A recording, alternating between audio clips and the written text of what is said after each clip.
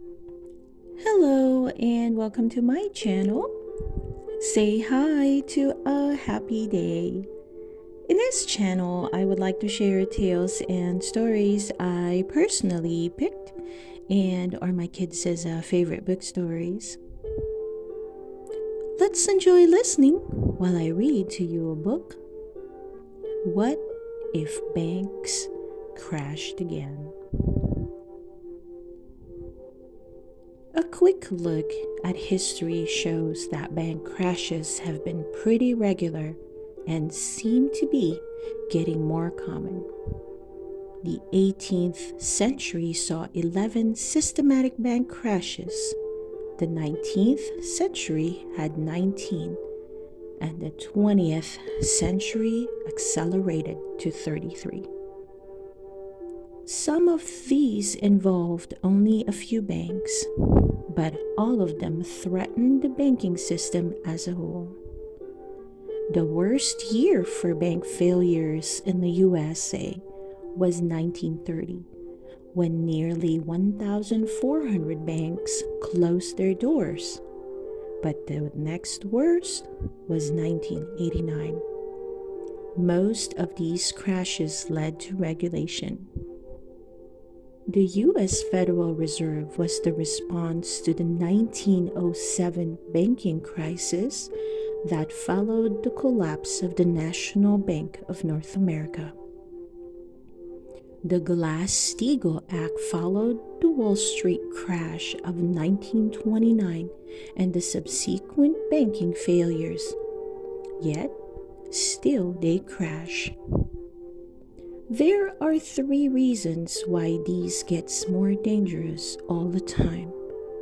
The first is the speed of the exchanges. Shares are traded at a rate of over 10,000 a second by some computers. The second is that nearly 800 trillion in derivative products, the value of which derive from the performance of some other commodity, have now been issued, with untold consequences if they were to unravel, because it is not clear who pays or how much. The third is that the economy is so much more interdependent and brittle than before. The vast majority of supermarkets operate on a just-in-time delivery system. They have no reserves, and even a small collapse, whether it is in fuel or credit, can lead to a food shortage.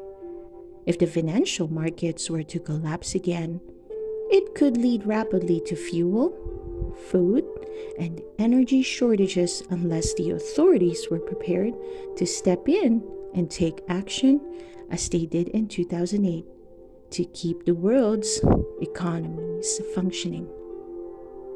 If the financial markets are doing a good job raising money and allocating resources, then it makes sense that they should be better regulated. If they are not, maybe we could imagine something safer and more effective. If we survived the human catastrophe that would follow a general banking collapse, one of the first tasks would be to start a new banks.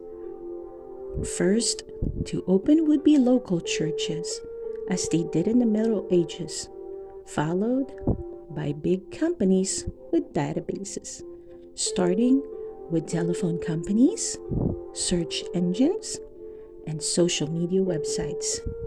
Then, as if by magic, there would be banks again, but perhaps more focused than before on what was most important to customers. I hope you enjoy listening to the book, What If the Banks Crashed Again? Please don't forget to hit that like button and subscribe to listen to more of our favorite book stories. See you soon!